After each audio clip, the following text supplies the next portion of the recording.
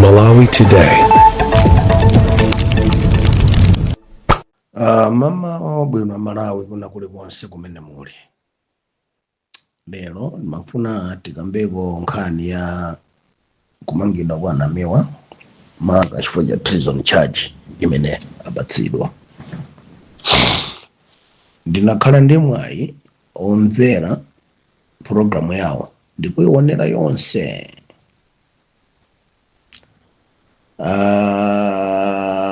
Munkhani zimene amanena anamiwa ndi nkhani zoti zili very sensitive, ndipo amene angazidziwe nkhanizo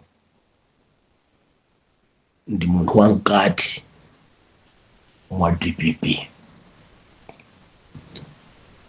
Ndiye nkhani ya anamiwa, in my own analysis, ndi yawo ya DPP ya mkatikati yoti anthu enafe sitingazidziwe. Ndi yawo ya mkatikati yoti ife anthu ifeyo enafe sitingalowerere. Ngati afuna kupanga set precedence a DPP, sakupangira activist like Redson Muno, sakupangira activist like Benedicto Kondowe, Ankwezalamba kapena Fashion Swords, ayi, kapena akajoloweka, ayi.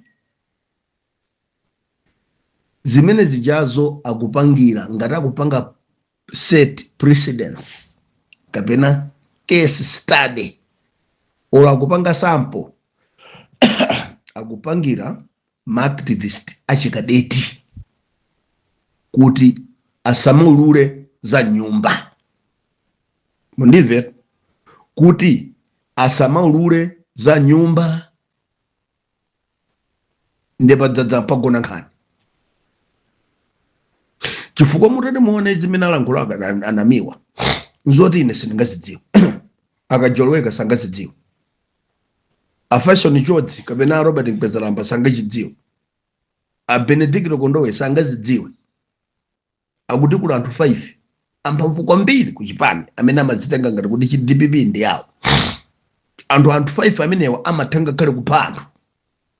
Anthu 5 amenewa akuti amakatenga anthu kunzaleka ndi ku prison kwapatsa mfuti kuti adzipha anthu mdziko muno.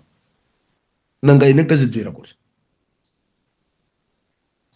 ineyo Redson Muno onkazidziwira kuti a Benedicto Kondowe akazidziwira kuti Ankwezalamba, a Fashion Swords, even kuyamba kulankhula ifeyo tiyambira pati.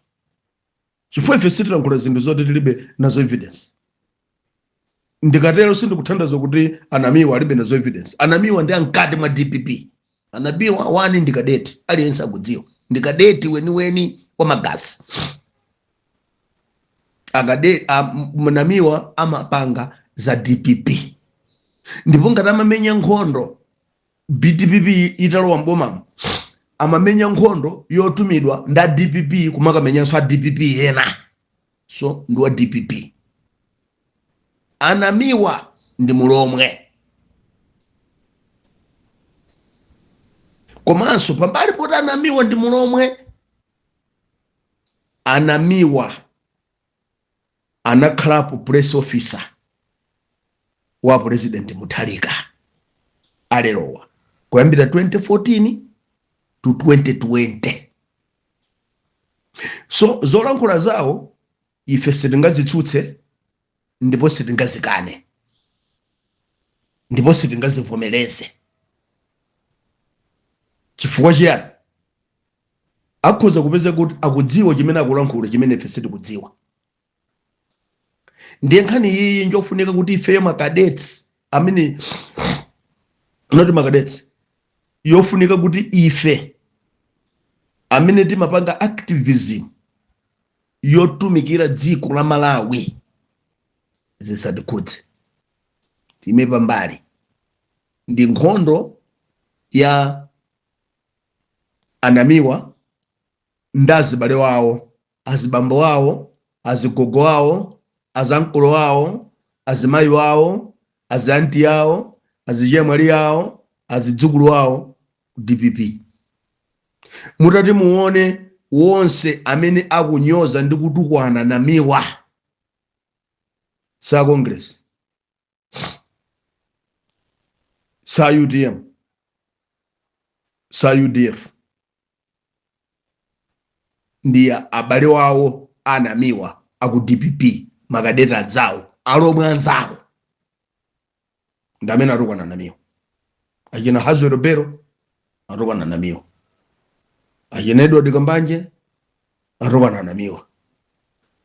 Kadeta wina aliyesa amene mungatchule anthu akudziwana, ife tisalowerere ngati iyi nje makadeti. Ndipo presidency imene a DPP ndipo malawo akupanga seti kwa anamiwa ndi presidency yonena kuti woti atenge phunziro ndi makadeti, kuti mukangoyerekeza kutuluka nkumakamba za nyumba nkumazikamba kugulu tikumangana muona zimene ona Namiwa. Ndiye uthenga uja supita kwa activist like Redison Mondo, because they can't speak that nonsense. I speak facts. Kondowe speak facts. George speak facts. Robert Mkwezalamba speak facts. Kajoloweka speak facts. So anthu amene akwapanga kuti atengepo phunziro nkumangidwa kwa Namiwa ndi makadeti amene amangodzuka opanda zochita, opanda agenda, akakhuta na ndolo atine ndina activist. What yangai amene amangodzuka chimene amadziwa iwo ndikutsutsa zimene alankhula ena, kutsutsa maudi akuti ineyo ndabwera pano ndikudzatsutsa Redison Mondo. Who are you kutoka nditsutsane? Ndolankhula ndiwe. Ndiye makadeti amene akuapatsa phunziro ili zitsiru zoti zimangodzichulwa kuti ndina activist, osadziwa kuti activism ndi chiyani. Ndiye zitsiru zimene akuzipangira presidency kuti Namiwa akhale chitsanzo chawo, kuti akangoyerekeza kulankhula zopusa akamaliza kudya ndalama ako, akamafuna kuapanga blackmail kuti awapatse ndalama zina, asayerekeze kulankhula zopusa amangidwa.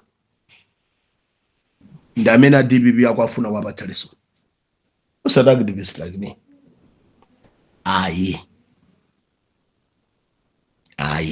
ife zimenezi sizikutikosa, ndi nkhondo ya kwawo. Alekeni amenyane, kayatemana, kayakhapana, kayaphana, kayalodzana, leave them. Ife zisatikudze. Ndaiva nkhaniyo zimene kulankhula Namiwa mu interview manager ndi zankati zoti activist ngati ine sindingazidziwa, olo ntazidziwa singazilankhule.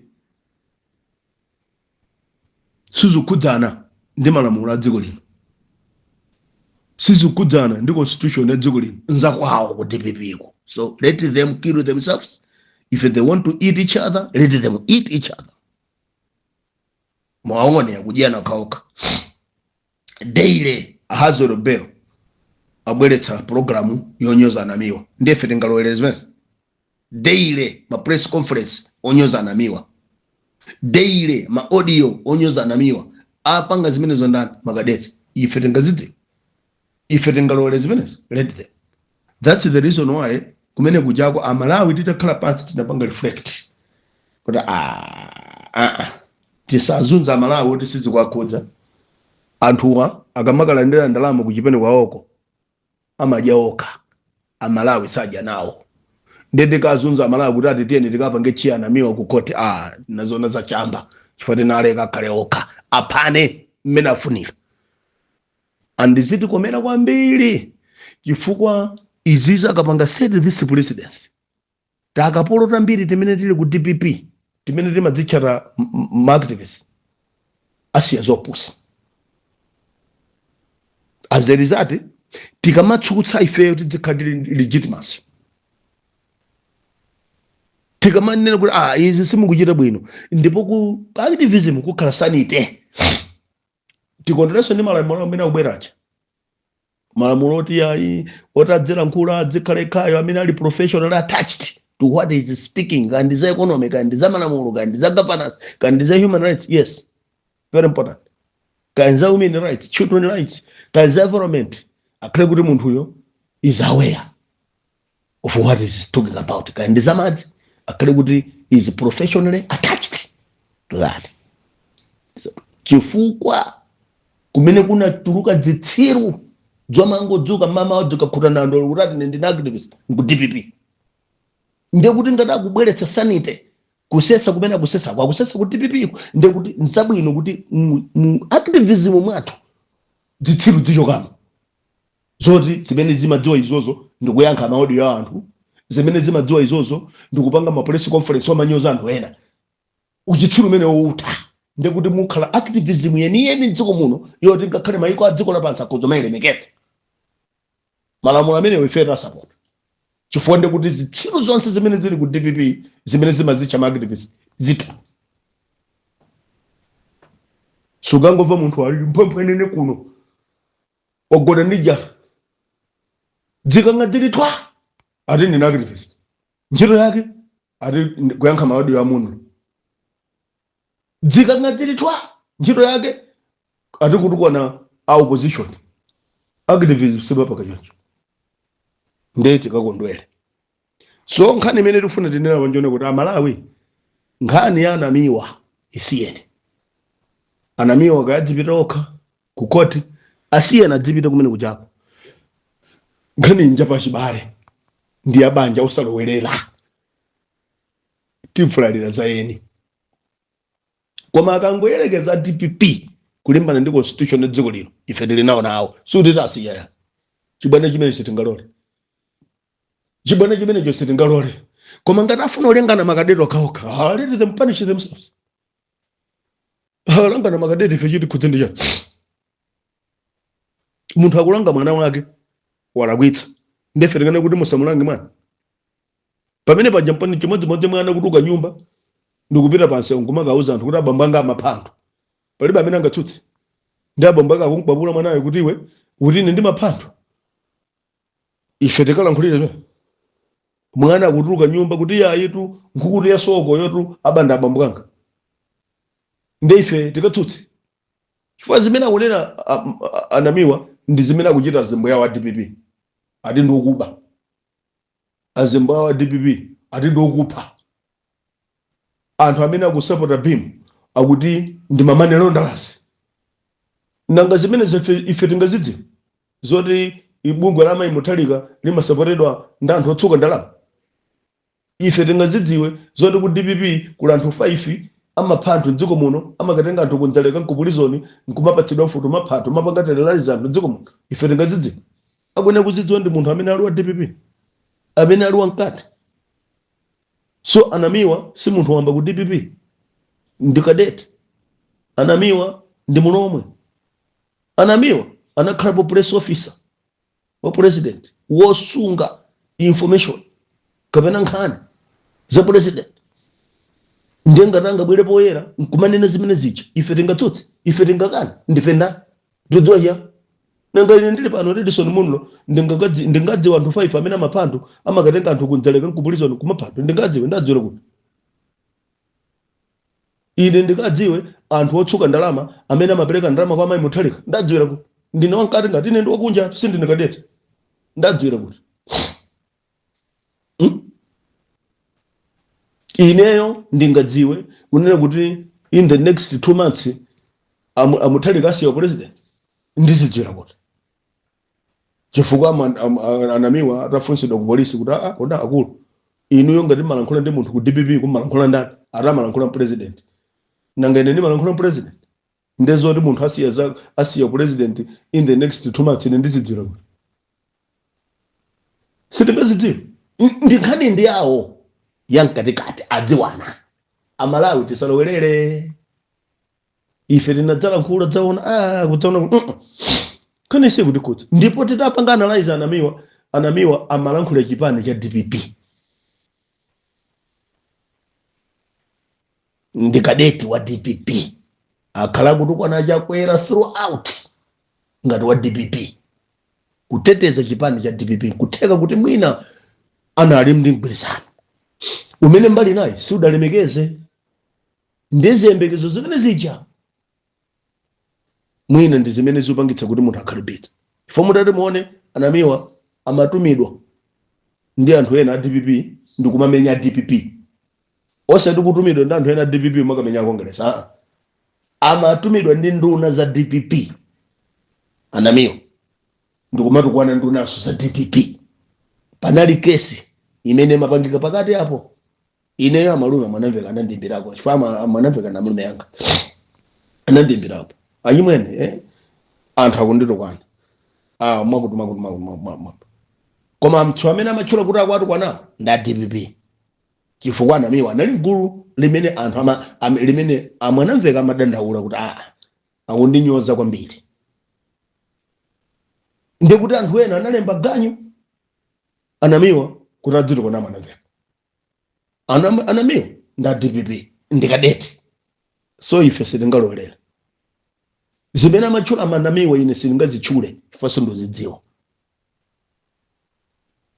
ndiye mutende mwione nkhani ya mayi ndi abambo amalawi sikukhudza dziko ngati kuli ma treason charges iwo uthengawo kupita kwa makadeti kuti ndalama za DPP zimene mukudyazo tsiku lino mudzathera kuwaya mukakhuta kuti fa makadeti ma activist achikadeti zimene amapanga akalandira ndalama zija akakhasa akwapatsa amamba kupanga blackmail kwapa waupyeza anthu ache tikululani zilipo zimene amatumana zina mwina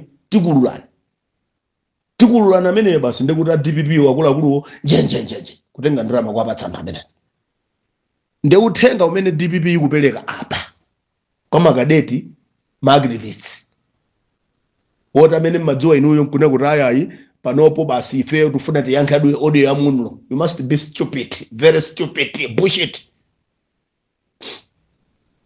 ina apapa sindiyankhula ndikadeti sindikuyankhula ndi activist ochikadeti ayi ndikulankhula ndi dziko anena inuyo amene matimoka jaija zatha mpambo panga blackmail andale basop akupatsane ma treason charges mukakhala kumaula izi zine sangane mangeto sangane pange treason ine sindinekadeti sangane patse treason ine I want to speak, stand for Malawians and I have that right. Koma apa inuyo akunena ino amene mukulula zinthu za nyumba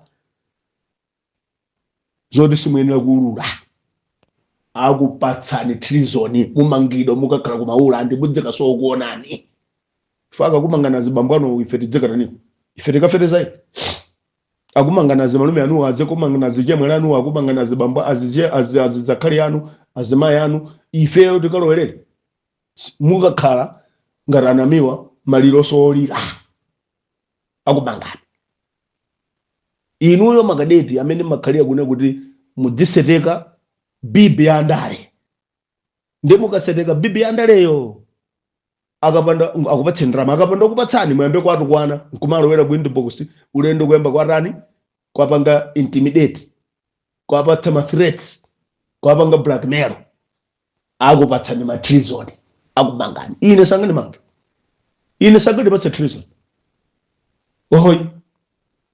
I stand to protect the constitution of Malawi osati kupanga kuteteza munthu wandale ya ine sinteteza munthu wandale ndimateteza ndi nzika za dziko lino ndimateteza dziko la Malawi ndimateteza ndikulemekeza malamulo a dziko linolo ndine treason ayi sapalibe amene angandimange treason chifukwa ine zimene ndingalankhule zoti sindikuzidziwa. I'll only speak something that I have evidence, so that even if I'm taken to court I'll be able to present the evidence. Ndizimene malankhula so khani ndi anu makadeti oningi kubwera kwa inu musamare amene mukudya ndalama za DPP ndalama za DPP umakathera kuwaya ndinene ngati Amalata akuti ndalama za DPP ukadya zimakathera kuwaya chenjezo langa kwa abale wanga amene mmajera blackmailing andale akumangani